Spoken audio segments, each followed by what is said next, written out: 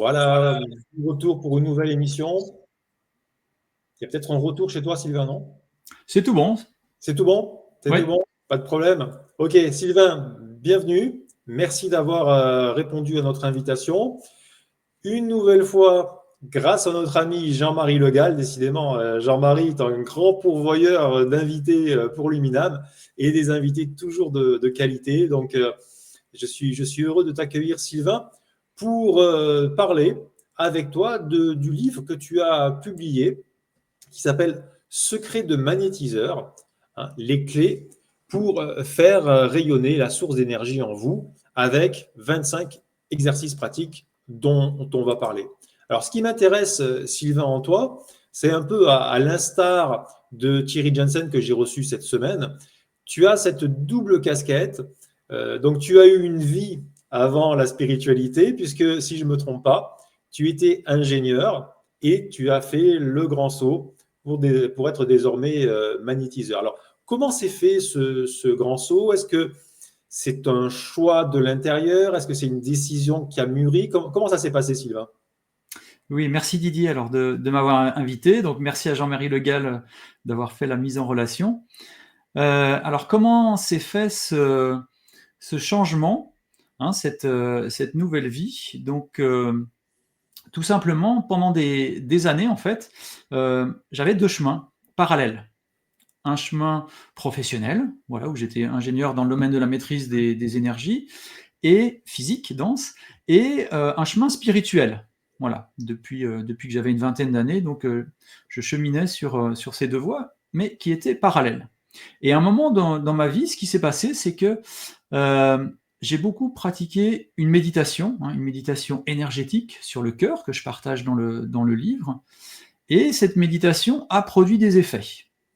Inattendus, bien sûr. Je ne m'attendais pas du tout à ça. Je ne cherchais pas c'est un résultat. Je cherchais juste à développer, à découvrir, par curiosité, par élan. Et donc, quand voilà, on va dire une nouvelle structure énergétique s'est mise en place, tout simplement, c'est la vie, c'est la petite voix intérieure qui m'a montré que, eh ben oui, c'était une nouvelle étape, un nouveau moment, et que j'étais vraiment appelé. Donc, c'est important. Donc, c'est une vocation. En fait, ce que je fais maintenant, je n'ai pas cherché à devenir magnétiseur ou énergéticien. D'ailleurs, quand ça s'est déclenché, j'ignorais que c'était ça. J'ai découvert ensuite qu'on appelait ça du magnétisme en Occident et qu'on retrouvait ça dans toutes les traditions. Donc, je me suis vraiment senti donc appelé. Il y a eu cet élan du cœur pour aider grâce aux énergies subtiles. Donc, c'est devenu ma mission, voilà, ma mission de vie, hein, aider les autres grâce aux énergies subtiles. Et ma deuxième passion, je te remercie ce soir, c'est de pouvoir en parler, le partager, transmettre, donner des informations que j'ai expérimentées par rapport à ce domaine-là. Oui, alors ça, c'est effectivement, c'est intéressant. Il y a cette double casquette déjà, moi, qui me plaît. Donc, tout ce parcours, on va dire, d'entreprise, avec des études, etc. Et puis, donc, cette rationalité dans un premier temps, qu'on retrouve dans ton livre. C'est-à-dire que même si c'est un livre qui va parler d'énergétique, tu vas parler de chakra, tu vas parler de corps éthérique, tu vas parler de corps astral, de corps mental, de corps causal, tu vas parler de plein de choses, mais tu vas en parler de manière structurée, cadrée.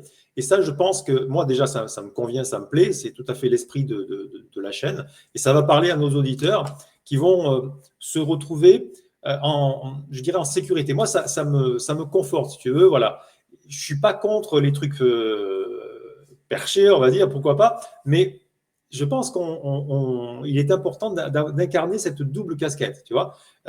Si tu m'avais abordé en me disant, écoute, je guéris grâce à l'ange Gabriel, machin, etc., pourquoi pas? Pourquoi pas? Mais ça ne m'aurait pas convaincu, tu vois. Là, ce qui m'a plu, c'est vraiment cette rationalité dans l'irrationalité que j'ai noté dans ton ouvrage.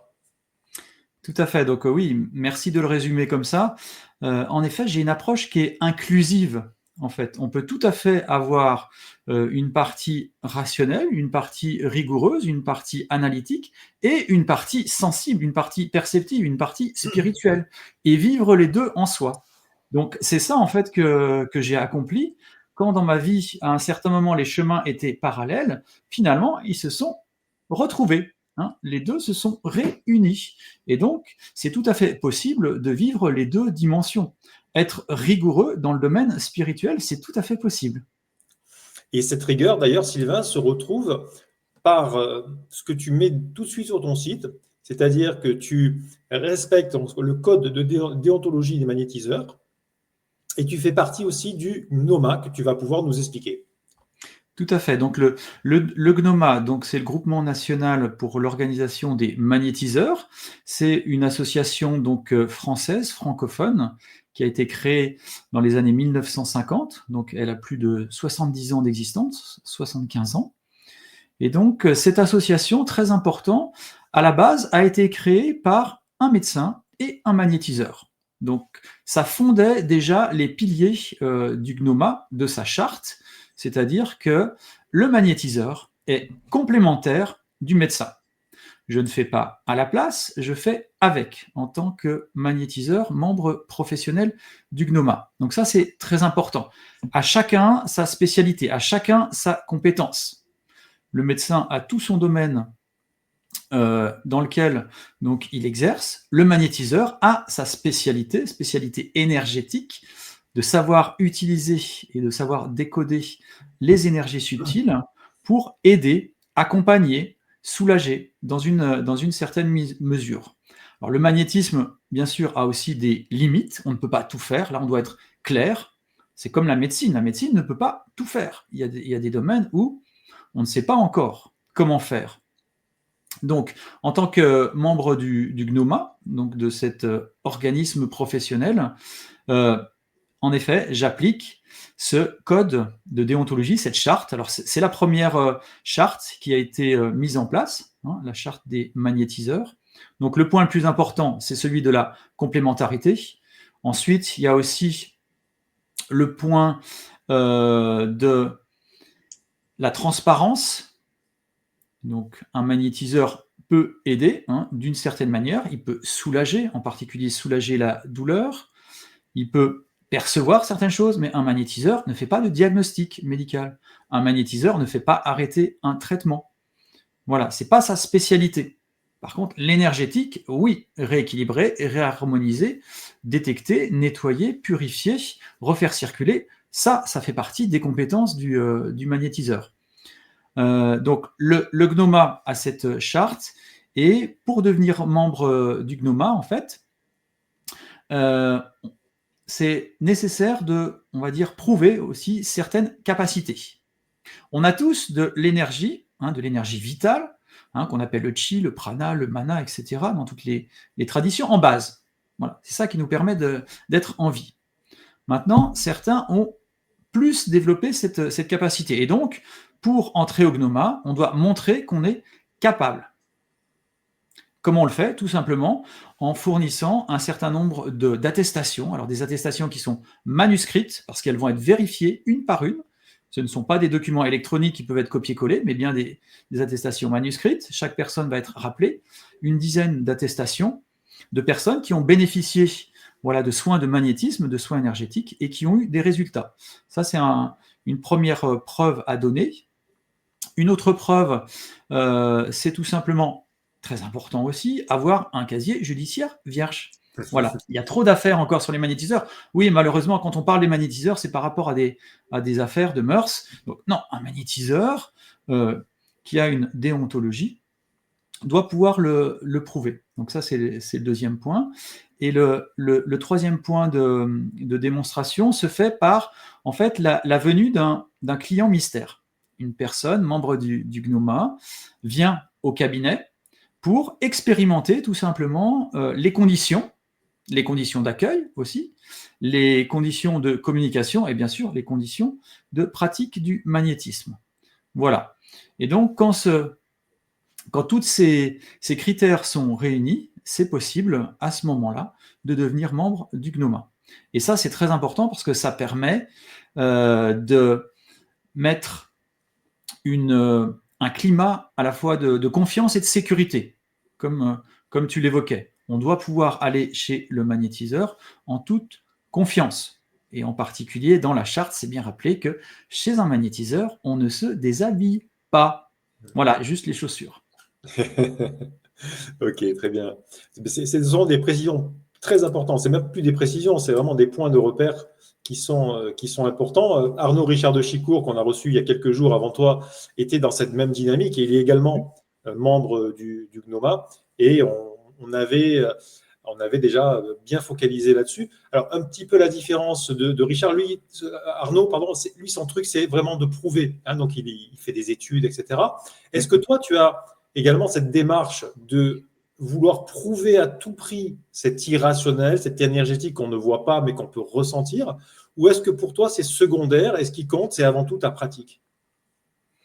Alors, c'est les deux, dans le sens où, donc, je connais Arnaud, je suis d'ailleurs membre de son association, l'association Main.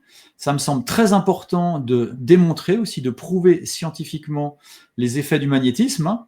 Comme il l'a très bien expliqué, hein, le magnétisme a différents niveaux. En fait, le magnétisme, ce serait un phénomène, on pourrait dire, à plusieurs facteurs, qu'on ne peut pas réduire à du magnétisme ou à de l'électromagnétisme physique, mais qui comporte plusieurs dimensions. Donc, sous un même terme, ça recouvre une réalité qui est complexe, en fait.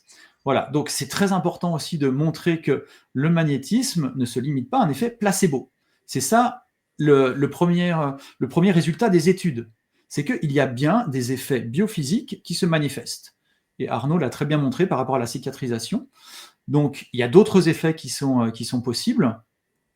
Et donc, les études permettent de donner une base scientifique qui montre qu'il se passe quelque chose. On n'a pas l'explication ultime, on commence à voir des pistes grâce à des études comme celle d'Arnaud. Alors, il y en a d'autres, en particulier aux États-Unis, qui montrent que le magnétisme dépasse, dans un certain nombre de cas, le simple effet placebo, qui déjà est extraordinaire.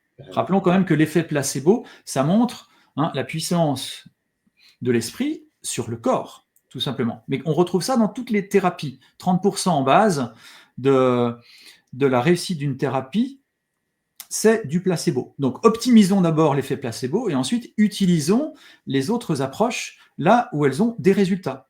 Donc c'est ça que permettent les études scientifiques. Donc d'un côté, des études scientifiques, c'est très bien.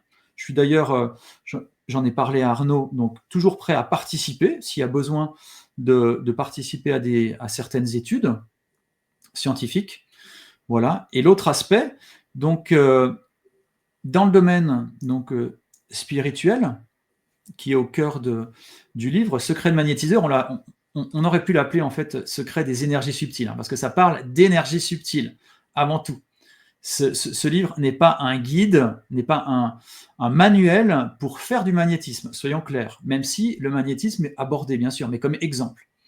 Ce livre est centré sur les énergies subtiles.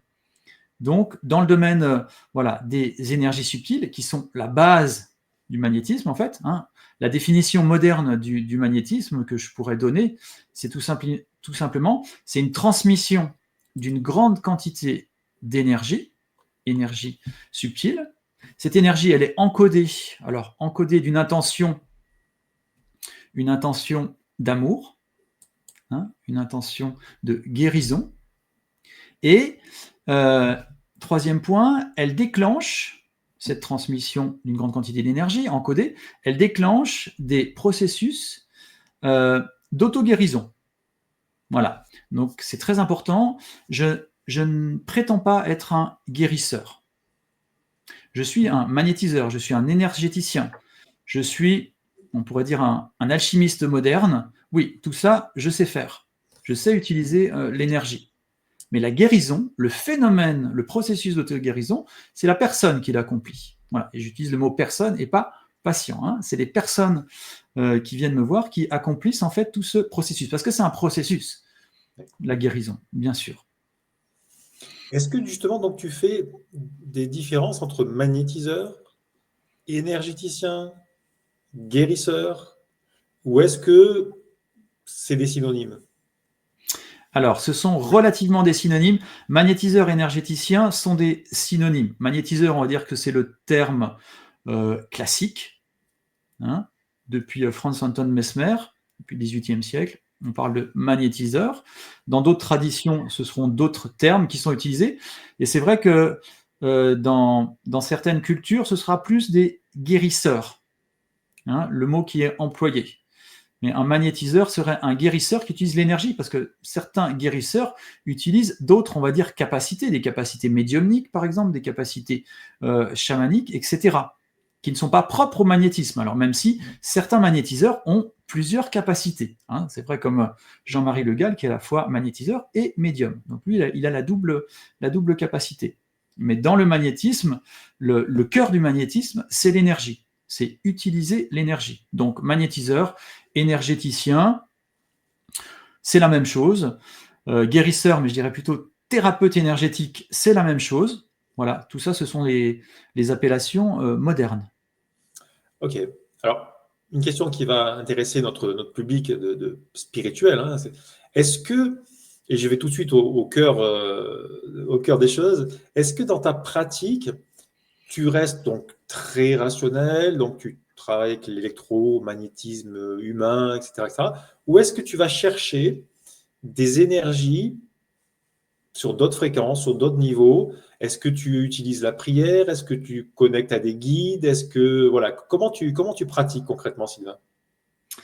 Alors, en fait, je pratique à plusieurs niveaux. Donc, ma réponse, c'est que je combine, j'inclus, je rassemble les différentes, ces différentes approches. Donc c'est pour ça que ce que je pratique, je le qualifie bien sûr donc de magnétisme de cœur par rapport à la méditation du cœur que j'ai utilisé. Donc c'est un magnétisme qui utilise, hein, ces différents niveaux. C'est un magnétisme qui utilise les propriétés, on va dire, plus physiques du magnétisme, la bioélectricité ou le biomagnétisme, même si c'est à des niveaux très faibles.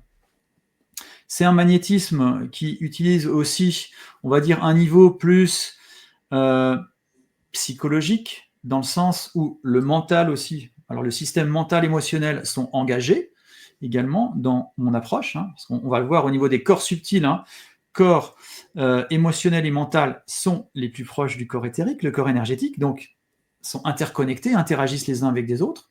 Donc voilà, il y a un aspect biophysique, il y a un aspect plus psychologique et un aspect spirituel. Oui, je suis devenu magnétiseur par vocation spirituelle, tout simplement. Donc, la dimension, on va dire la dimension verticale, la dimension transcendantale est bien sûr présente dans mon approche. Donc, dans certains cas, ça peut se manifester, voilà, par on va dire l'énergie du cœur, hein, c'est vraiment l'énergie que j'utilise, hein, et c'est une énergie spirituelle, hein, ce n'est pas une énergie dense, mais c'est bien une énergie spirituelle. Et puis, il peut y avoir d'autres manifestations. Il peut y avoir, dans certains cas, en effet, des guides, des êtres de lumière qui aident, qui contribuent. Mais je ne suis pas médium, je ne les appelle pas. S'ils viennent, c'est qu'il y a un besoin particulier. Voilà. Mais bien sûr, je constate que la dimension spirituelle est très présente, hein, dans un processus de guérison. Mais voilà, il y a tous les niveaux, on va dire tous les étages qui sont impliqués. Très bien. Alors, dans ton livre, hein, puisque ce livre va servir de support à notre entretien de ce jour, donc dans ce livre, Secret de magnétiseur, qui est d'ailleurs préfacé par Arnaud Rioux, Oui. tu présentes donc cet ouvrage comme un guide pratique et pragmatique destiné à reconnecter le lecteur à lui-même et aux énergies subtiles qui les animent. Est-ce que tu peux un tout petit peu développer l'intention que tu as mis dans cet ouvrage? Oui, alors j'en profite pour remercier Arnaud Rioux, hein, d'avoir fait la préface du livre et d'avoir souligné le côté pragmatique. Voilà, ça rejoint la dimension sérieux, démontré, rigueur dans le domaine de l'invisible, hein, dans le domaine spirituel. Le domaine spirituel a des lois d'ailleurs. J'en parle aussi dans un des chapitres. Oui. Voilà, donc l'intention, quand j'ai écrit ce livre, c'était vraiment de transmettre, de partager un savoir et un savoir-faire. Donc ça fait 30 ans que je chemine sur ce que j'appelle la voie de l'énergie. Donc j'ai eu beaucoup d'expérience dans ce domaine-là, avec plusieurs traditions dans plusieurs pays, avec différents, on va dire, maîtres ou guides qui m'ont enseigné à certains moments. Et j'ai senti que c'était tout simplement le moment, à mon tour, de retransmettre ce que j'ai reçu. Donc l'intention, c'est vraiment de donner un maximum d'outils, de moyens pratiques, concrets, c'est pour ça qu'il y a 25 exercices, pour l'objectif final, c'est vraiment devenir autonome en énergie. Ça, c'est très important. On vit dans une civilisation, en particulier la civilisation occidentale, qui est très basée sur l'extérieur. On va chercher à l'extérieur, y compris dans le domaine énergétique. On va chercher, dans beaucoup de cas, on va chercher à prendre à l'extérieur, alors qu'on a déjà tout à l'intérieur. Voilà. Donc, ce guide est vraiment cherche à aider, accompagner, montrer que à l'intérieur de nous, nous avons des ressources extraordinaires, et en particulier des ressources d'énergie. Encore faut-il savoir donc les utiliser. Donc c'est vraiment ça le but, devenir autonome en énergie. Très bien. Donc pour cela, tu as structuré ton livre en 3 parties. Donc la première partie, tu l'as intitulée Comprendre les énergies subtiles et la structure énergétique humaine. Oui. Alors la première question qu'on va te poser, c'est que sont les énergies subtiles? Alors les énergies subtiles, en effet, c'est la base du métier de magnétiseur, d'énergéticien, et c'est la base aussi d'un certain nombre de traditions et de voies spirituelles. Même si on a tendance à l'aborder plus comme un complément, un outil. Dans mon cas, c'est vraiment au cœur de ma spiritualité. C'est pour ça que je vis vraiment l'énergétique comme une spiritualité vivante. C'est ça qui m'anime depuis de nombreuses années. Donc, comment définir les énergies subtiles? Donc, les énergies subtiles, on va dire contrairement aux énergies denses, sont des énergies spirituelles. Voilà, ce ne sont pas des énergies directement matérielles, mais elles ont une propriété, ces énergies subtiles, c'est qu'elles sont agissantes dans la matière. Voilà. Leur source, c'est l'amour. La source des énergies subtiles, c'est l'amour, alors avec un grand A. Donc c'est l'amour inconditionnel, l'amour infini. Voilà, préma chez les hindous, ou alors agapé chez les Grecs, vraiment l'amour inconditionnel, l'amour force, l'amour créateur. Voilà. Et donc, ces énergies, de par leur origine, ont des spécificités. Elles ont des propriétés. Tu peux peut-être montrer un des schémas qui résume justement les propriétés. Bien sûr. Des énergies subtiles. Voilà. Donc, ça, c'est l'amour. Donc, l'amour force a plusieurs propriétés. Entre autres, une qui est très importante, c'est que l'amour, en fait, unifie. L'amour, il relie. À tel point que aimer serait un synonyme de relier ou d'unifier. C'est vraiment très proche.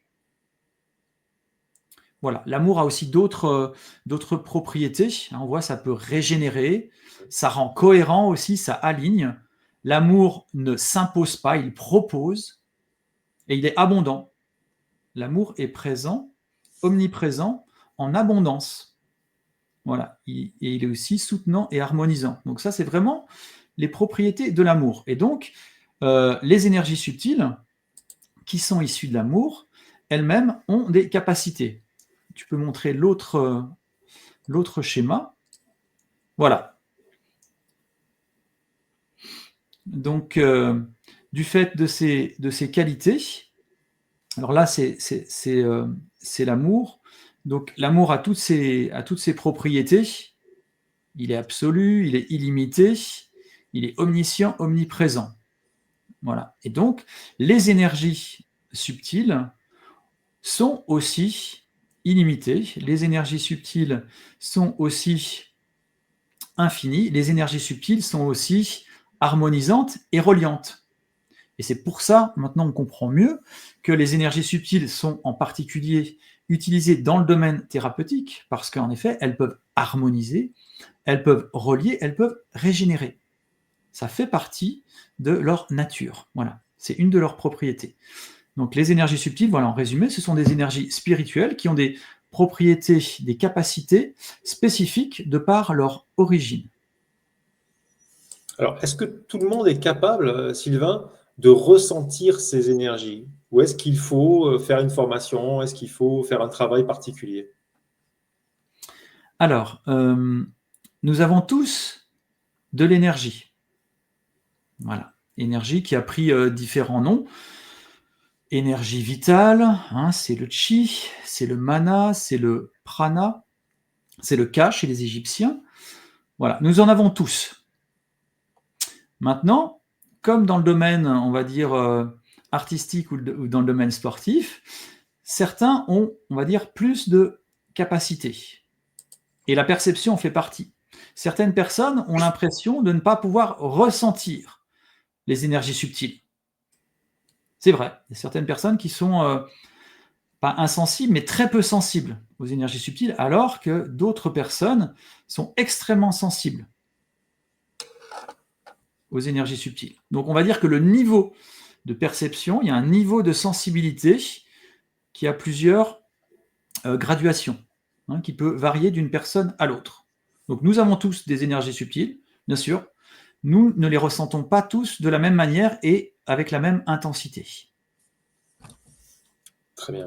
Alors, concernant cette énergie subtile, hein, qui provient de ce que tu appelais là, cette source d'amour, tu nous expliques dans ton ouvrage que tu les déclines en 3 formes principales. Donc, tu as les énergies subtiles célestes, cosmiques, tu as les ambiantes, environnantes, et tu as les terrestres, telluriques. Est-ce que tu peux nous expliquer ces 3 formes principales que tu as explicitées dans ton livre? Oui. Alors, ça correspond à mon expérience. En fait, on retrouve dans un certain nombre de traditions les 3 niveaux, hein, ce qu'on appelle le monde d'en bas, le monde du milieu et le monde d'en haut. C'est la même chose dans le domaine énergétique, hein, même si, à la base, hein, toutes ces énergies ont un même tronc commun. Ce sont des énergies subtiles. Ensuite, elles prennent une coloration, une vibration particulière. Donc, les énergies, alors d'en bas, sans qualificatif, hein, c'est juste des énergies, donc c'est les énergies de la Terre, hein, les énergies telluriques. Ce sont des énergies plutôt chaudes, ce sont des énergies nourricières, et ce sont des énergies plutôt montantes au niveau de la circulation énergétique. En complément, les énergies plus célestes sont des énergies plutôt descendantes. Elles sont un peu plus, on va dire, froides que les énergies terrestres, et elles sont plus informées, elles sont plus informatives, alors que les énergies terrestres sont plus nourricières. Là, on a un côté nourricier et un côté informatif. Et les énergies ambiantes sont plus un mix de ces deux qualités énergétiques, avec des énergies qui peuvent circuler de manière plus transversale. Voilà. Donc, on a différentes qualités énergétique, donc voilà, énergie de la Terre, énergie du ciel et énergie ambiante. En quoi c'est important, en fait, de pouvoir qualifier le type d'énergie qu'on utilise? J'ai remarqué que dans un certain nombre de pratiques, les personnes qui utilisent l'énergie ne savent pas l'origine de l'énergie qu'elles utilisent. Alors que c'est la base. Voilà. Alors que c'est la base. Et certaines pratiques ont aussi, on va dire, certains canaux, utilisent certains canaux. On voit que, par exemple, le Reiki utilise uniquement une énergie descendante, des énergies célestes, et pas les autres énergies. Donc, ça montre que voilà, la captation énergétique, c'est central dans une technique énergétique. On a besoin de savoir ce qu'on utilise et d'où ça provient, parce que ça a des particularités et qui peuvent servir dans dans un certain nombre de cas. Très bien. Alors, ensuite, tu nous parles et tu nous présentes la structure énergétique du Oui, corps humain et notamment les 4 corps subtils majeurs oui, que tu nous décris, puisqu'il y a beaucoup de planches également. Toutes les oui, planches qu'on présente ce soir, précisons-le, sont issues de ton ouvrage. Donc, tu nous as mis cette planche-là, oui, hein, pour nous montrer les 4 corps énergétiques les plus proches du corps humain, pourrait-on dire, hein. Donc, le corps éthérique, le corps émotionnel, qu'on appelle aussi le corps astral, oui, le corps mental et le corps causal ou corps spirituel. oui. Comment tu es arrivé à cartographier ça? Est-ce que tu t'es inspiré de ce qui a déjà été fait? Puisque, on le sait, hein, c'est quelque chose qui est connu depuis très très Oui, longtemps. oui, Et est-ce que toi, tu as développé une finesse énergétique, une finesse de perception pour dire, là, je travaille sur le corps éthérique, là, je travaille sur le corps astral, là, je travaille sur le corps mental. Et la question qui est derrière, Sylvain, c'est est-ce que selon les indications, les pathologies, les douleurs, oui, est-ce que la localisation, c'est plutôt le causal, c'est plutôt l'astral, c'est plutôt l'éthérique? Tu vois ce que je veux te dire? oui. Est-ce que tu as réussi, avec ton expérience, à faire des liens entre les différents corps et les différents mots pour lesquels tes patients viennent te voir? Oui. Alors même si alors c'est important de pas trop simplifier, hein, parce que chaque cas est Bien sûr. particulier. Alors les schémas, les indications que je donne dans cet ouvrage sont basées sur mon expérience, hein. J'ai voulu confronter mon expérience basée alors sur mon ressenti et puis, un certain nombre d'informations, de données qui sont disponibles. Voilà. Je ne perçois pas 7 corps, clairement. C'est pour ça que là, j'en ai décrit que 4. Ou pour être plus complet, en fait, l'homme est symbolisé par le 5. Nous avons donc 5 corps. On rajoute le corps physique. Un corps physique dense et 4 corps subtils, hein. C'est bien le pentagone. D'ailleurs, on retrouve ça dans la tradition, l'homme de Vitruve, hein, il a 5 côtés. Voilà. Donc, c'est ça que ça expliquait, en fait. Donc, j'ai cherché vraiment à partager ce que je ressens, ce que je vis, ce que j'utilise. Même si peut-être dans d'autres traditions, ils ont réussi à aller plus loin. Voilà. En tout cas, à mon niveau, c'est les dimensions que j'utilise. Et pour répondre à ta question, oui. Donc, ce que j'ai pu observer, c'est qu'il y a des liens. Donc, les corps subtils, alors précisons, les corps subtils ne sont pas des poupées russes. Ce ne sont pas juste des enveloppes, voilà, parce que certains les décrivent comme des enveloppes. Non, ce ne sont pas des enveloppes. Les corps subtils sont vraiment tridimensionnels. Chacun occupe tout l'espace. Donc si on prend l'exemple du corps éthérique, le premier corps subtil le plus proche du corps physique, même s'il le dépasse légèrement, hein, de 5, 10, voire 15 cm, il imprègne totalement le corps physique. Donc il est totalement interconnecté. Et d'ailleurs, c'est pour ça que le corps éthérique est appelé aussi le double éthéré. On retrouve dans le corps éthérique les organes et la structure du corps biophysique. Voilà. Et plus on s'éloigne, en fait, plus ça va devenir subtil. Et ça va prendre une forme de plus en plus ovoïde. Alors, le schéma reste un schéma. Donc, ça ne correspond pas au niveau des distances. J'ai essayé de représenter, hein, et ça varie d'une personne à l'autre et d'un moment à l'autre. Donc, mais le premier corps, ça reste le corps éthérique. Le deuxième corps, subtil, c'est le corps émotionnel. Alors, précisons aussi que le corps éthérique, ou premier corps énergétique, a 3 composantes, hein. Il y a cette composante du corps, mais il y a aussi les centres, hein, les 7 chakras majeurs et les 21 chakras mineurs, et les canaux, hein, canaux, nadis ou méridiens. Voilà. Donc, on a le corps physique, le corps énergétique, corps éthérique, le corps émotionnel qui est composé de toutes nos émotions. Et là, pour répondre à ta question, donc oui, dans certains cas, c'est le corps émotionnel sur lequel je vais agir, hein, parce que c'est le corps émotionnel qui peut provoquer un certain nombre, on va dire, de déséquilibres, de troubles, par exemple au niveau digestif, hein, vraiment dans la sphère digestive, la zone des émotions, c'est vraiment ici, prioritairement le ventre. Et donc, dans certains cas, il y a besoin en effet de libérer, dégager, fluidifier des nœuds énergétiques, mais de qualité émotionnelle. Ce ne sont pas des nœuds énergétiques directement éthériques, mais émotionnels, qui ont été provoqués par des émotions, des traumatismes, des chocs, des conflits, du harcèlement, etc. Ça se met au niveau émotionnel. Voilà. Donc, corps éthérique, corps émotionnel, corps mental.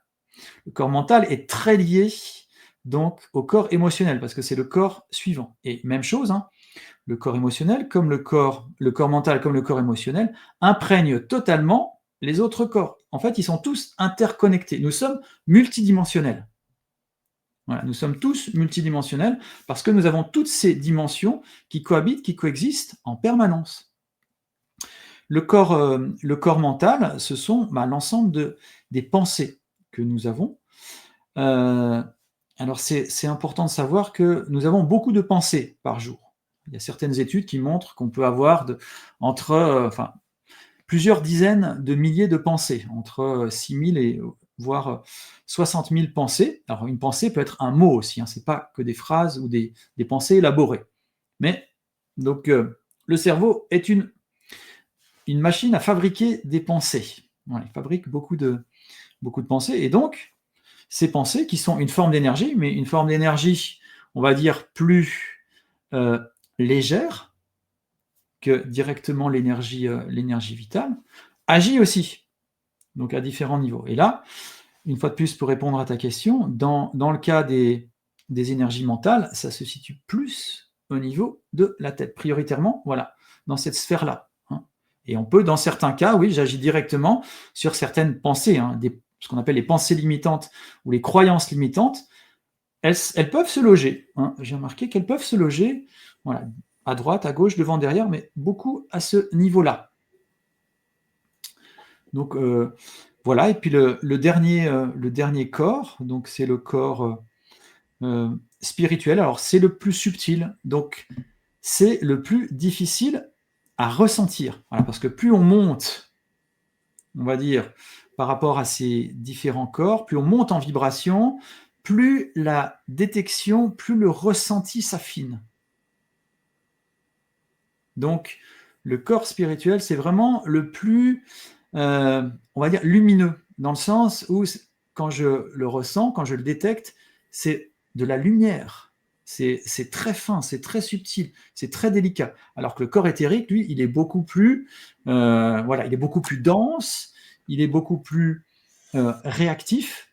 Et au fur et à mesure, qu'on s'éloigne, le corps émotionnel aussi est très réactif. Le corps mental un peu moins, le corps spirituel, il reste relativement stable. Hein, il conserve une forme relativement la même. Voilà, donc les corps aussi ont différentes propriétés, différentes élasticités selon leur niveau. Alors, tu nous as expliqué, par exemple, pour le corps émotionnel, que tu vas constater comme des nœuds dus à une accumulation d'émotions, d'harcèlement, tu nous as parlé de stress, Oui. etc. Oui. Est-ce que ton travail à toi, c'est d'aller dénouer ces nœuds? Si oui, comment? Si tu peux nous en parler, bien sûr. Et ma question qui est derrière, c'est est-ce que ce que tu fais est pérenne? C'est-à-dire que si la personne ne fait pas un changement profond, est-ce qu'elle ne va pas revenir dans 1 mois ou dans 2 mois avec les mêmes nœuds qui se sont refaits? Oui, c'est une très bonne question. Donc, c'est pour ça que dans mon approche, en fait, dans une séance a plusieurs parties. Hein. La séance, ce n'est pas que le soin énergétique. La première partie de la séance, c'est ce que j'appelle la partie plus informative ou la partie de mise en lumière. Parce qu'en effet, dans certains cas, si la prise de conscience n'est pas faite, ça va être inutile d'agir parce que ça va revenir, ça va se reproduire. Donc un changement durable, il s'opère à différents niveaux. Donc c'est bien pour ça que nos différentes dimensions sont engagées. C'est ça que je cherche à engager dans un soin, c'est les différentes dimensions. Donc on a besoin de comprendre, mais on a besoin aussi d'avoir l'émotion et l'énergie de ce qui se passe. Et c'est quand on combine ces différents aspects, alors, et dans certains cas aussi le niveau spirituel, s'il y a certains enseignements ou certaines compréhensions par rapport au chemin de vie. Voilà, mais c'est en combinant, en fait, une fois de plus, ces différents aspects qu'on peut obtenir des résultats qui dure. En même temps, donc la guérison, c'est un processus. La guérison, c'est un mystère aussi. Donc, il y a des cas où ça fonctionne et des cas où ça ne fonctionne pas. Voilà. Ça fait partie aussi de la déontologie d'un magnétiseur de reconnaître, dans certains cas, ça ne fonctionne pas. J'ignore pourquoi. J'ai transmis la même énergie avec la même intention, avec le même niveau de puissance. Certaines personnes vont la recevoir et faire un changement extraordinaire, et d'autres vont rester, on va dire, relativement étanches. Je ne sais pas pourquoi. Voilà, donc ça peut fonctionner très bien, ou ça peut ne pas fonctionner aussi. Voilà, mais en tout cas, c'est en combinant l'ensemble de ces niveaux, de ces dimensions, que le changement, que l'évolution, que la transformation se met en place. Très bien, merci de cette précision et merci de cette honnêteté, cette intégrité dont tu fais preuve en nous disant, effectivement, il y a des cas où la pratique ne peut pas, bien évidemment, et on ne sait pas encore pourquoi. Donc ça, c'est tout à ton honneur. Alors, toujours dans cette présentation de la structure énergétique de l'humain, de l'être humain, donc il y a ces différents corps énergétiques, même si c'est vrai que la tradition spirituelle, les traditions nous disent qu'il y a une infinité de corps énergétiques. Pourquoi pas? Pourquoi pas? Ça paraît cohérent, mais déjà, avec les 4 premiers que tu as cités, c'est déjà une bonne base de travail. Donc, sur ce corps éthérique, tu nous as dit tout à l'heure, tu positionnes ces fameux chakras. Alors là aussi, j'aimerais bien que tu nous en parles de manière cohérente, parce qu'on entend un petit peu tout à ce niveau-là. Ces chakras, ces fameux chakras, dans la tradition, on parle de roue. On parle du pétale aux 1000 fleurs, etc., etc. Donc, comment tu perçois ces chakras? Quelle importance tu leur donnes? Et est-ce que c'est un mythe ou une réalité? Parce qu'on met ça à toutes les sauces. Vous voyez, et maintenant, tu as vu, c'est dans l'expression populaire, j'ouvre mon chakra, n'importe qui va parler comme ça. Et comment toi, tu vas nous définir ce chakra? On va placer aussi pour les auditeurs les planches que tu nous as données dans ton livre. Peut-être on va commencer par ça, par cette première planche où tu nous montres cette structure. Alors, c'est vrai que ça a évolué. Là, tu es sur une version moderne, on va dire, du chakra. J'ai commencé avec les livres de Rampa, tu vois, Lobsang Rampa, ça te dit peut-être quelque chose, etc.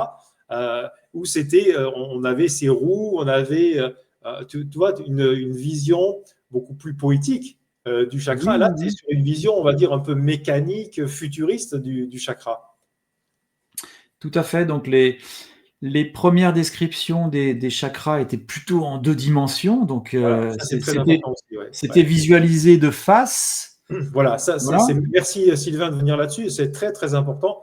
Effectivement, on va dire que sur la gauche de l'écran, c'est la planche traditionnelle qui nous a été donnée pendant des années et des années. Et je suis très content de voir dans ton ouvrage que tu as fait évoluer ça en mettant bien ces correspondances avant-arrière. Et si je ne me trompe pas, premier, septième. Oui. Alors, pas tout à fait. C'est des chakras particuliers. Alors, ils sont pas directement connectés. Eux n'ont qu'un point d'entrée, en fait. Le premier et le 7e chakra. Donc, oui, dans la tradition, dans les représentations classiques, oui, les chakras, en sanskrit, ce sont des roues. Des roues énergétiques. Alors, le terme moderne, ce serait vortex. Si on met en 3 dimensions, alors, ce n'est pas tout à fait comme je l'ai représenté, parce qu'une fois de plus, la représentation est simplifiée. C'est quelque chose de beaucoup plus organique. On a l'impression que c'est très mécanique. Non, ça reste quand même très organique. Le domaine énergétique est un domaine quand même très... oui, c'est ça. Organique, beaucoup plus courbé. Ici, on a l'impression que c'est très taillé, très... non, c'est beaucoup plus vivant que ça. Donc, voilà, il faut imaginer qu'un chakra à trois parties. L'avant qui est vraiment l'ouverture, voilà, puis un conduit qui est un vortex, et puis une racine. Voilà, une base. Mais c'est à imaginer de manière beaucoup plus, beaucoup plus végétale. En effet, ça se rapproche beaucoup d'une fleur, au final, avec des pétales, une ouverture, une tige qui va conduire jusqu'à une base. Voilà, donc ça c'est la version poétique. Une version plus énergétique, oui, c'est un vortex. Hein, donc oui, les chakras sont des vortex dans le sens où ils ont un mouvement. Alors l'expression ouvrir ses chakras, j'ai mes chakras fermés, ce n'est pas possible. Voilà, un chakra fermé, ça signifie la mort, tout simplement. Hein, il n'y a plus d'énergie. Donc, non, ce qui peut se passer, c'est qu'en effet, le disque d'ouverture peut être plus ou moins élargi, hein, peut plus ou moins s'élargir, peut plus ou moins même se déformer, voire se dédoubler dans certains cas. Voilà, il peut y avoir différentes configurations, mais ça reste une ouverture. Voilà, hein, donc les 7 chakras majeurs, hein, sont, dans tous les cas, sont ouverts. Ils sont actifs. Selon les cas, ils sont plus ou moins actifs. Donc, ils ont une ouverture, hein, qui varie. Ils ont une vitesse de rotation aussi, hein, qui peut varier. Et ils ont une forme aussi. Hein, donc, on décrit comme ça, mais ça peut prendre d'autres... Ça peut être plus ou moins déformé. Voilà. Et est-ce que, Sylvain, parce que tu es en train de parler, est-ce que tu inclus aussi un sens de rotation? Oui. Il est dit dans certaines traditions que chez les hommes, ça tourne dans le sens des aiguilles d'une montre, chez les femmes, ça tourne dans le sens inverse. Est-ce que tu as pu observer cela? Oui, pour moi, ça tourne, pour tout le monde, ça tourne dans le même sens. Il n'y a pas de différence entre les hommes et les femmes. Voilà. Et il n'y a pas de différence non plus entre un chakra et un autre. Tous les chakras tournent dans le même sens. Voilà. Il n'y a que dans des conditions très particulières que, ça c'est abordé, mais tout à la fin du livre, qu'on peut changer le sens de rotation. Mais bon, c'est pour des pratiques spirituelles très spécifiques. Voilà. Mais non, pour on va dire le commun des mortels, les chakras tournent dans le même sens pour les hommes et pour les femmes. Voilà. Très bien. Oui, c'est important de préciser tout ça. Alors, pour nos auditeurs qui auraient vraiment envie c'est plus que s'initier, parce que ton livre est quand même très, très complet. C'est presque une encyclopédie. Donc, là, on ne va pas pouvoir tout aborder, bien évidemment, mais tu présentes les 7 chakras principaux. Oui. Tu parles également des 21 chakras mineurs. Oui. Tu parles des nadis, hein, donc Oui. ces méridiens qui ont été d'ailleurs complètement nomenclaturés par les Chinois. Hein, donc la médecine chinoise se base sur les nadis. Oui, complètement. Voilà, alors ils appellent ça les méridiens, mais ça correspond aussi. Alors, même s'il peut y avoir des différences, on constate qu'il y a des différences, voilà, au niveau des nadis, des canaux. Il y a des différences aussi entre hindouisme et bouddhisme par rapport au nombre de chakras. Hein, dans certaines écoles, ce sont plutôt 6 que 7. Voilà. Mais dans mon expérience, c'est pas 12 ou 24. Voilà. Ceux qui prétendent qu'on a encore X chakras là, X chakras là, en tout cas, je ne les vis pas. Je ne les ressens pas comme ça. Éventuellement, un 8e chakra qui s'appelle Bindu en hindouisme, mais il n'y a pas 12, 24, etc. Chakras supplémentaires. On a déjà tellement à faire avec notre dimension, hein, notre véhicule, parce qu'on a un véhicule. On a un véhicule qui est quand même défini, hein, qui occupe un espace-temps. On a déjà beaucoup à faire avec ça.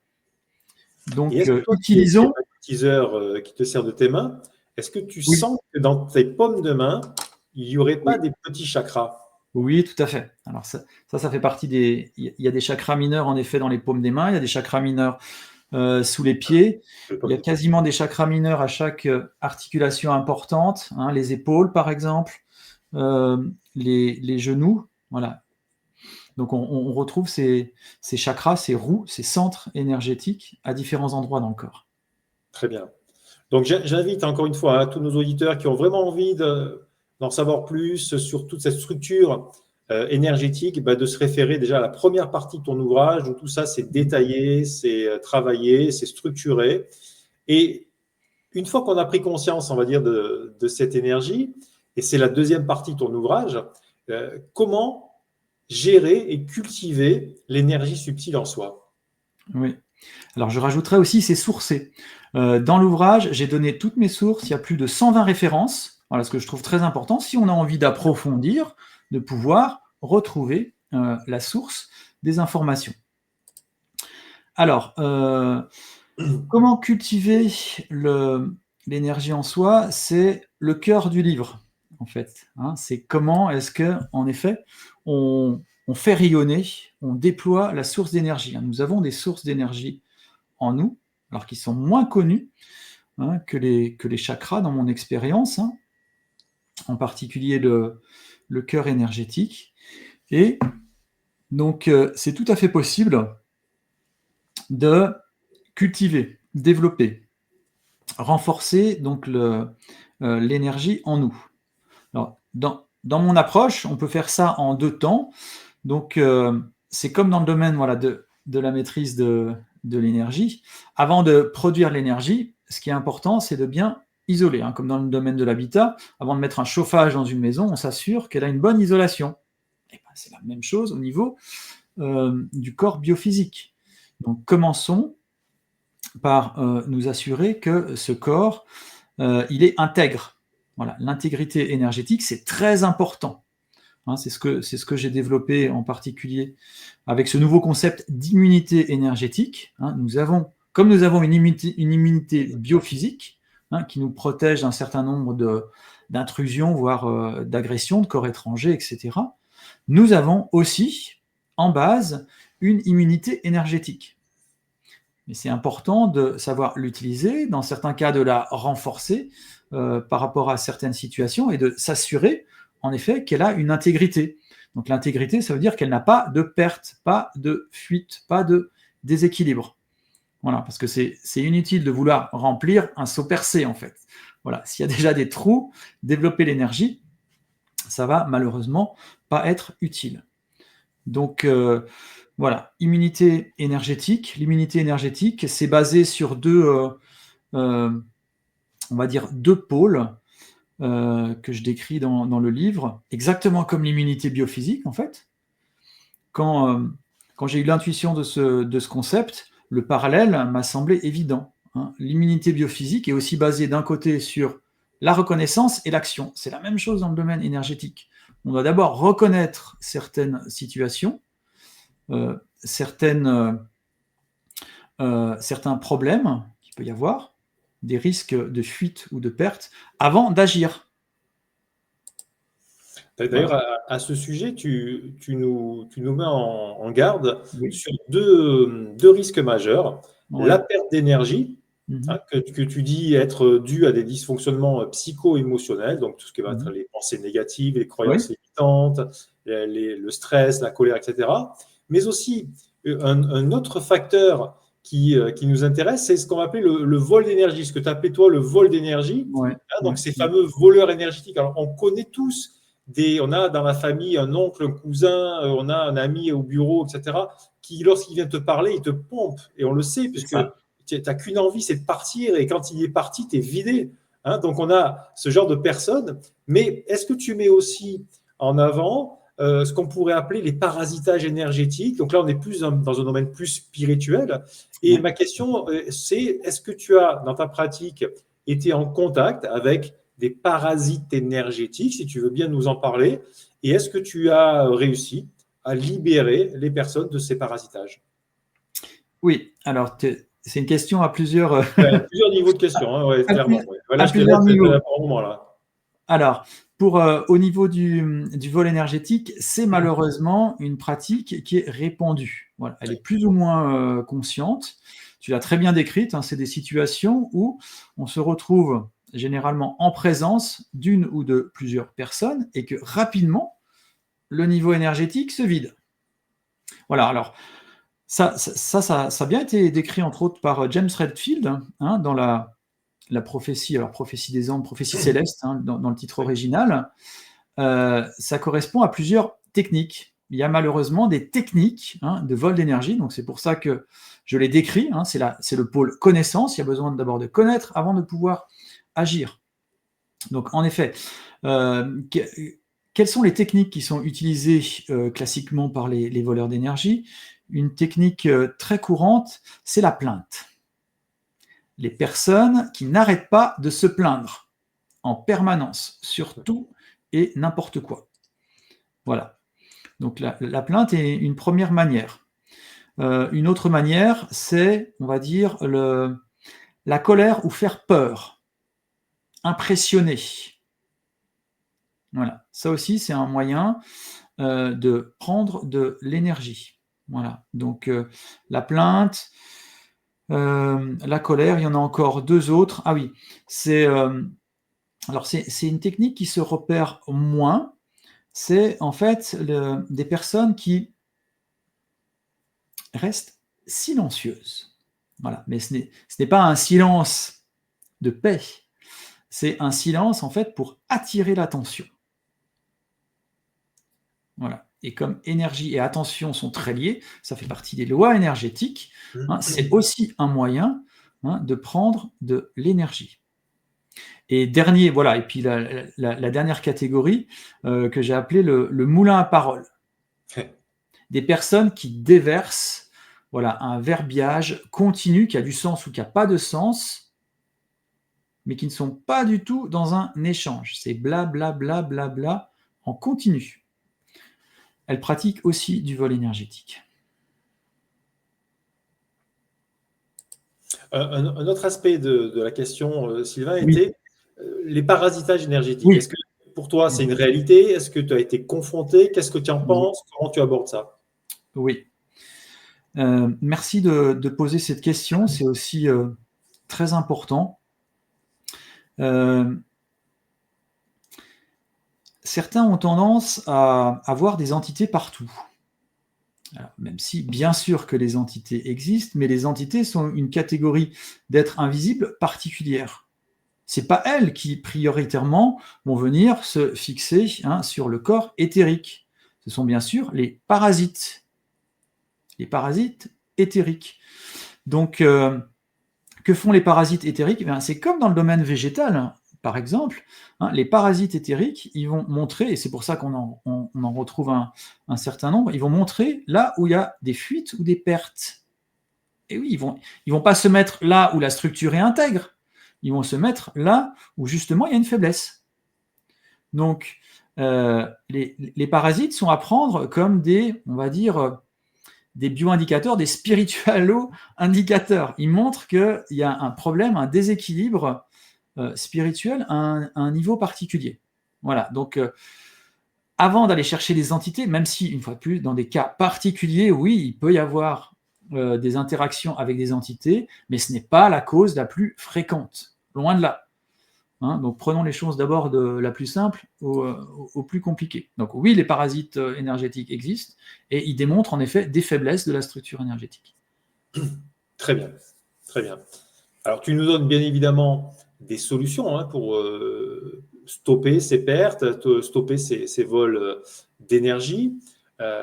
Tu nous parles de réalignement qualitatif, donc c'est, on va dire, travailler sur soi. Donc, travailler sur ses points faibles, travailler sur ses croyances, travailler sur ses peurs. Oui. Et puis, tu nous invites aussi à faire un travail énergétique, donc sur les corps subtils. Donc, ça va être ce que tu appelais tout à l'heure l'immunité énergétique, la consolidation de la protection énergétique, parce qu'effectivement, tu nous en as parlé tout à l'heure, peut-être que cette bulle, ce bouclier, cet ovale, bon, peu importe comment on va appeler ça, il peut avoir des trous, il peut avoir des porosités. Donc, c'est intéressant d'aller consolider tout ça. Tu nous invites et tu donnes des exemples aussi de pratiques pour nettoyer et se protéger au niveau des énergies. Et puis, tu nous parles d'ancrage et d'un autre terme, d'ensielage énergétique, un terme, je crois, que tu as toi-même inventé. Oui, tout à fait. Voilà, c'était une inspiration. Donc, ça, c'est très important aussi et c'est à mettre en corrélation avec deux aspects de l'énergie que je vais développer maintenant. En fait, l'énergie, elle a une double facette qu'on retrouve dans ce que tu viens de décrire. L'énergie a une facette, on va dire, puissance, une facette intensité, une facette force, et elle a une deuxième facette complémentaire qui est une facette plus informative. Intention, encodage, information. Voilà. Et donc, c'est aux deux niveaux qu'on peut agir. Voilà, par rapport à donc l'immunité énergétique. Donc, nous sommes tous protégés en base. Voilà, donc, nous avons des corps subtils, en particulier le corps éthérique. Une de ses fonctions, parce que ces différents corps ont des fonctions, une de ces fonctions, c'est la protection. Donc, soyez rassurés, vous avez tous en base une protection énergétique. Maintenant, il peut y avoir des cas, en effet, suite à certaines situations, suite à des traumatismes, des conflits, des deuils, etc., que cette protection devienne plus perméable ou à des faiblesses, des pertes, des fuites. Et c'est dans ces cas-là où c'est important justement de colmater. Mais on peut tout à fait, on va dire avec des guillemets, boucher les trous ou rendre à nouveau la structure intègre. Donc, mais ça se fait grâce à une action énergétique. Donc ça, c'est essentiel de comprendre qu'on peut agir aussi directement avec l'énergie. On n'a pas besoin d'utiliser des objets particuliers, on n'a pas besoin de faire des rituels particuliers, même si tout ça peut en fait induire un état de conscience, ça sert plutôt à ça. Les rituels ou les objets nous mettent dans un état de conscience ou un état de pouvoir. Mais la capacité, elle est en nous. Elle n'est pas à l'extérieur, ni dans l'objet, ni dans le rituel. Elle est en nous. Ça active. Ce sont des activateurs. Des activateurs ou des catalyseurs. Donc, c'est très important de comprendre qu'on peut, en effet, agir directement sur l'énergie.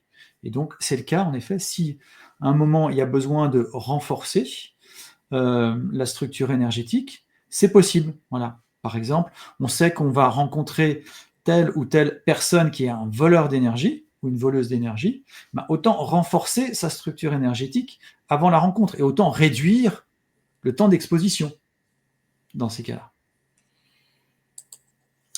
Très bien, merci pour ces précisions, Sylvain.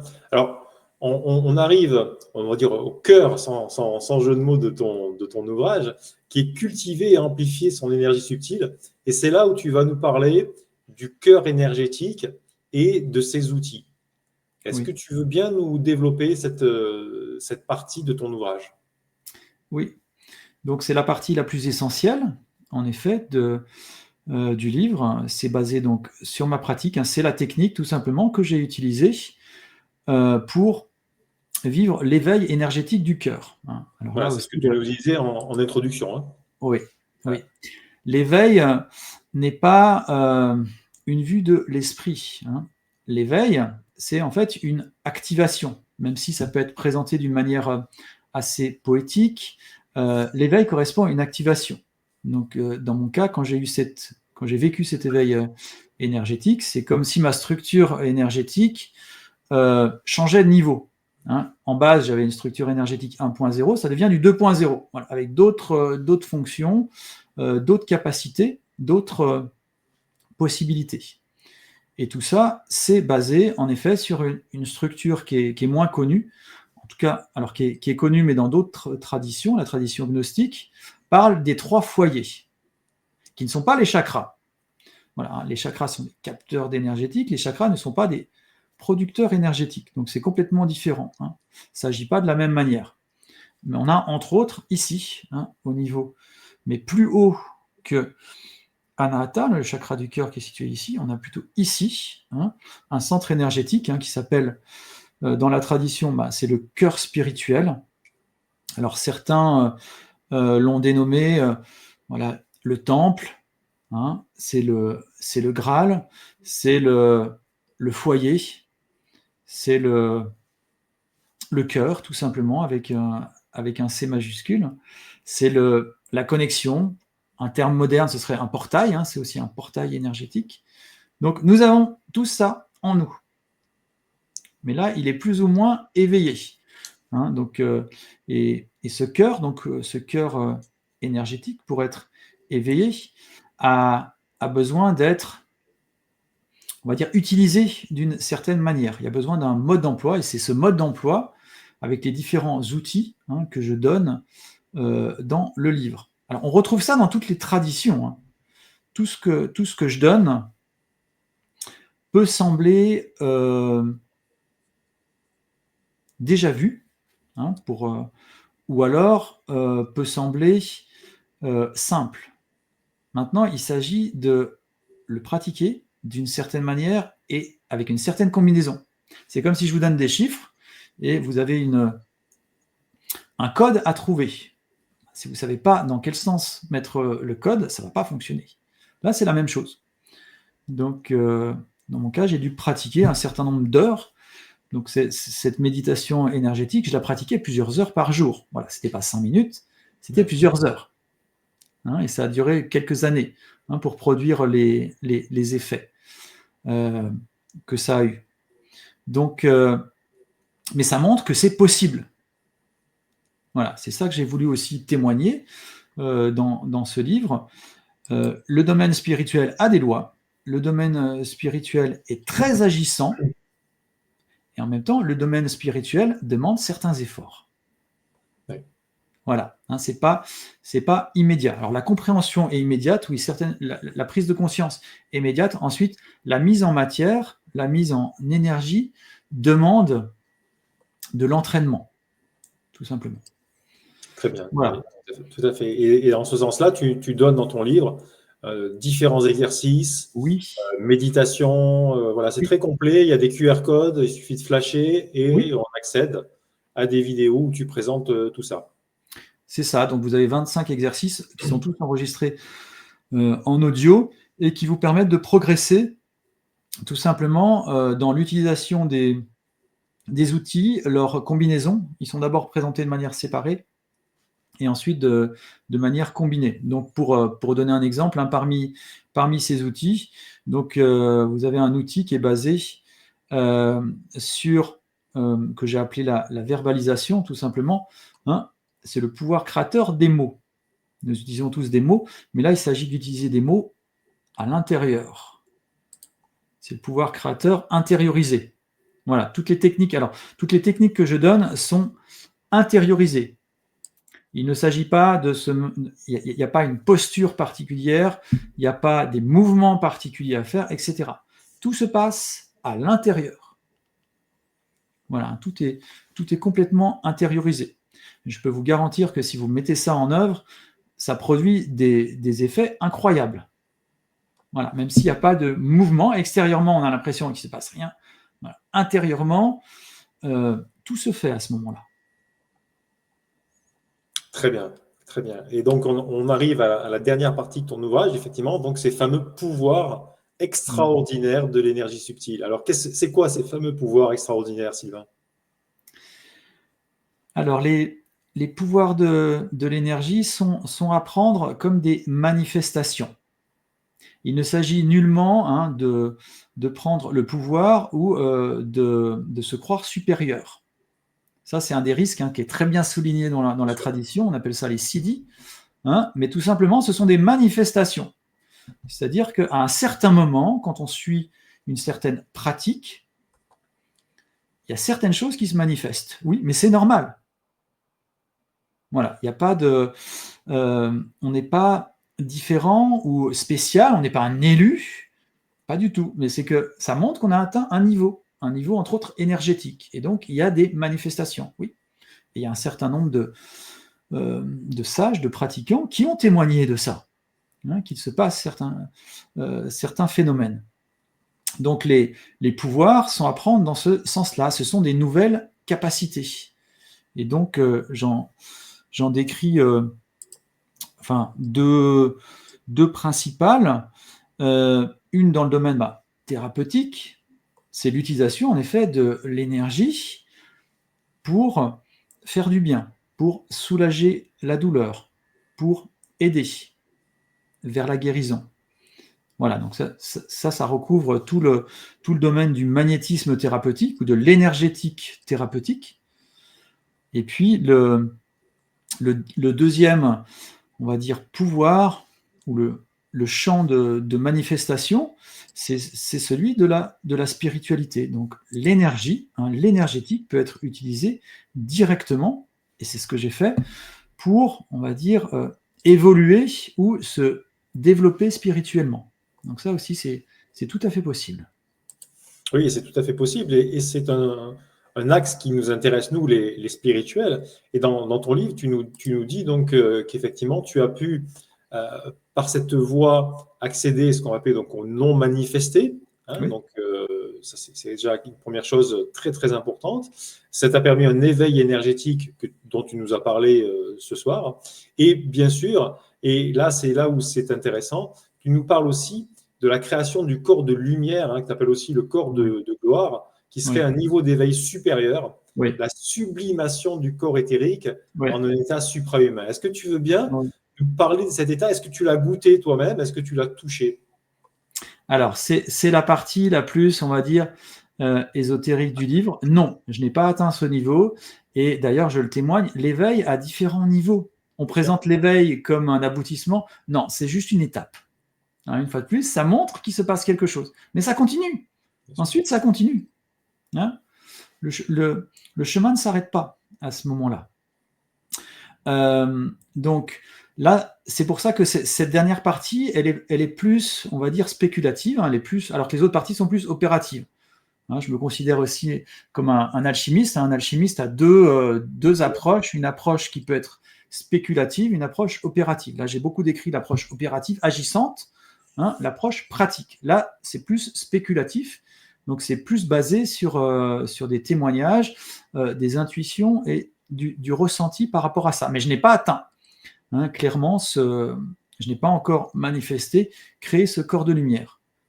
Mais mes recherches spirituelles aboutissent à la conclusion que c'est possible et qu'en effet, hein, il y a entre autres des témoignages historiques, alors qu'ils sont connus, j'en donne deux, enfin un qui est moins connu que l'autre, un qui est très connu, mais dans la tradition, il en existe d'autres, mais ils sont restés discrets.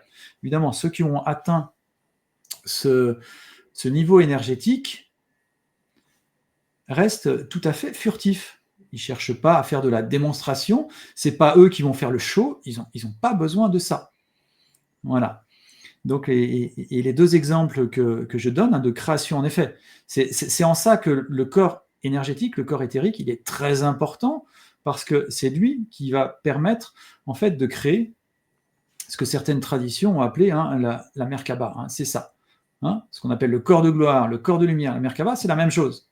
Hein, c'est différents noms, mais qui décrivent la même structure. Voilà, donc c'est la structure énergétique sublimée. Vraiment la structure énergétique, là, qui est pleinement, complètement activée, donc avec toutes ses capacités. Et donc ceux qui l'ont manifesté de manière publique, j'en ai identifié deux. Hein. Donc le premier, c'est le Maître Jésus. Voilà. Une fois de plus, hein, dans ma compréhension, ce qu'on appelle la résurrection, c'est en fait une manifestation du corps de lumière. Voilà, il n'est pas mort. Là, ça peut choquer certains. Hein. Dans ce que j'ai compris, dans ce que j'ai ressenti, il n'est pas mort. Hein. Il a accompli, il a manifesté, il a sublimé donc son corps énergétique en corps de lumière. Et ça a produit un certain nombre d'effets. C'est pour ça, par exemple, que par rapport à certains disciples, ou même sa mère ou Marie-Madeleine, quand il a manifesté ce corps de lumière qui était tellement puissant, il leur a immédiatement encouragé « Non, ne me touche pas, ne m'approche pas ». Pourquoi ? Parce qu'il y avait un risque énergétique. Il avait une telle puissance que pour une personne qui n'avait pas ce niveau, ça pouvait endommager sa structure énergétique. Donc c'est réellement un phénomène énergétique, hein, qui se passait, mais d'une puissance incroyable. Et d'ailleurs, les témoins silencieux de cette transformation extraordinaire, c'est le linceul, hein, le fameux Saint-Suaire, le linceul de Turin, qui à ce jour est un des objets qui a été le plus étudié au monde, hein, il faut le savoir. C'est un objet qui a été extrêmement étudié, qui a été décortiqué, qui a été analysé, qui a été dans tous les sens. On ne sait toujours pas reproduire ce qui s'est passé dans ce linceul. C'est comme si, alors là je le dis dans des mots simples, c'est comme si ce qu'il contenait s'était dématérialisé en lumière. Bon. Voilà. Donc, ça c'est le premier exemple. Et donc, voilà, une fois que le corps de lumière est manifesté, ben oui, il y a des propriétés de déplacement, il y a des propriétés de lévitation qui se manifestent, il y a des propriétés de rayonnement aussi. C'est tout ça. Hein, mais c'est lié, tout simplement, à ce corps de lumière. Et un autre personnage donc historique, alors plus récent, voilà, parce que Jésus-Christ, ça remonte à 2 millénaires, donc tout ça a bien sûr été transformé, a été détourné, a été plus ou moins occulté, voilà, hein, pour que ça corresponde à un certain dogme. Un autre personnage, donc beaucoup plus récent, c'est en ça que c'est intéressant, hein, qui date d'un peu plus d'un siècle, c'est Ramalinga. Donc Ramalinga, c'était en fait, on peut le considérer comme un poète mystique hindou, voilà, qui a vécu au XIXe siècle.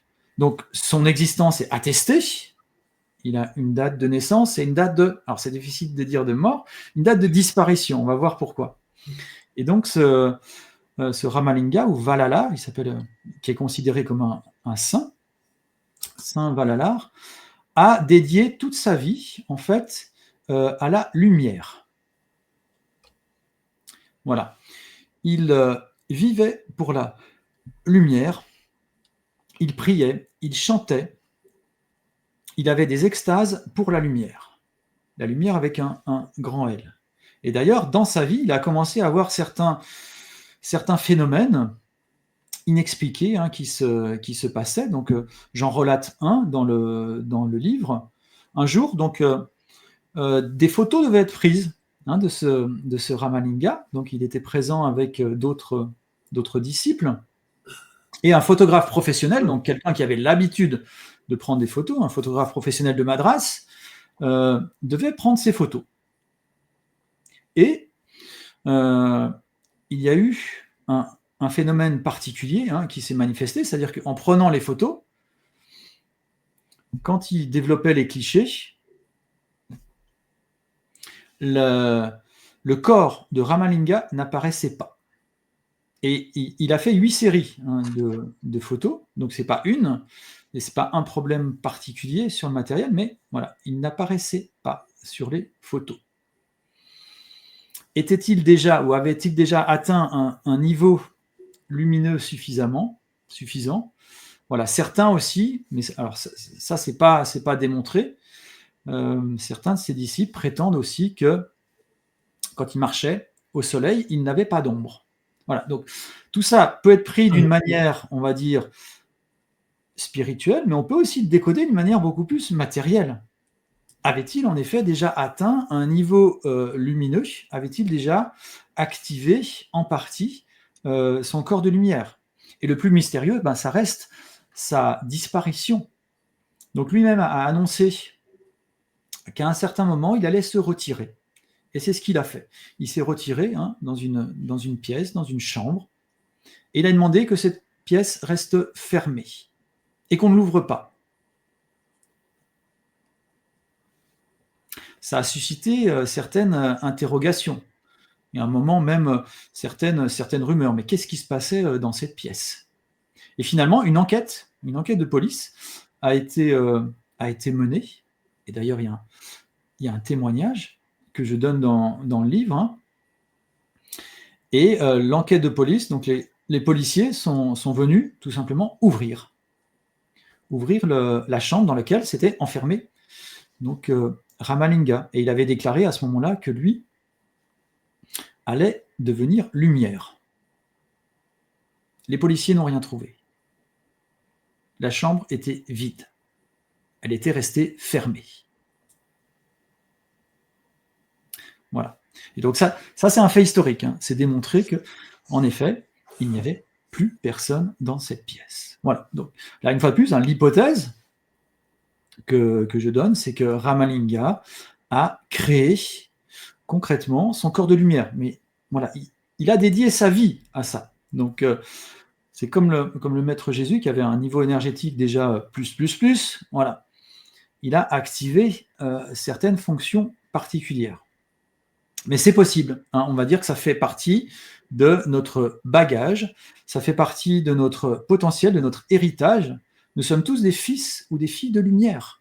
Nous avons ça en nous. Il s'agit de le réactiver, de le réactualiser, de le mettre, y compris en matière. Et c'est possible. Oui, c'est possible et c'est attesté, hein, tu as tout à fait raison, et je te rejoins. Et c'est un sujet que je trouve passionnant, que Didier Van Covelart a fait Oui, dans un ah livre, oui, hein, tu connais oui, sûrement, oui, hein, oui, sur les oui, miracles. oui, Et encore aujourd'hui, en 2025, il y a des miracles qui oui, sont attestés par oui, l'Académie de médecine. Attention, hein, l'Académie de médecine atteste scientifiquement de miracles tels que la guérison de paralysie, oui, un aveugle qui va recouvrer la vue. oui. Et donc, on voit là, et c'est bien de terminer ton ouvrage là-dessus, sur ces capacités extraordinaires d'énergie qu'on ne connaît pas, qu'on ne maîtrise pas, mais qui sont réelles et qui existent. Voilà. C'est pas parce qu'on ne le voit pas, c'est pas parce qu'on n'a pas compris que ça n'existe pas. Voilà, il reste encore tout un domaine, tout un monde à explorer, à découvrir, à connaître, et qui, en effet, permet de faire des choses qui sont qualifiées de miraculeuses. Mais en fait, c'est des choses qui sont, on va dire, réelles, naturelles, quand on a atteint, une fois de plus, un certain niveau énergétique. C'est ça, c'est ça. Et c'est bien parce que là, au cours de cette émission, on a fait toute cette progression, hein. On est Oui, parti de la rationalité, de la base, et on est allé quasiment jusqu'au plus haut, au miracle.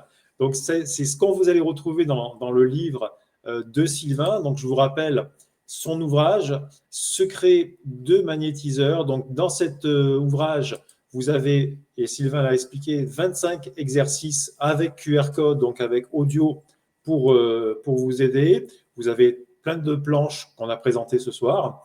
Et si vous avez envie de mieux connaître Sylvain, de le contacter, Sylvain, donc tu as un site, bien évidemment, sylvain-du6 magnétiseur.com. oui, On peut te contacter donc soit par la rubrique contact de ton site, soit directement par cette adresse mail qui est ici et que je mettrai en description de la vidéo, donc info@sylvain-du6 magnétiseur.com.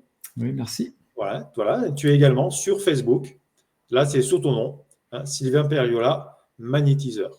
Voilà, donc les amis, vous avez pas d'excuses, hein, si vous voulez contacter Sylvain, c'est tout à fait facile et tout à fait faisable.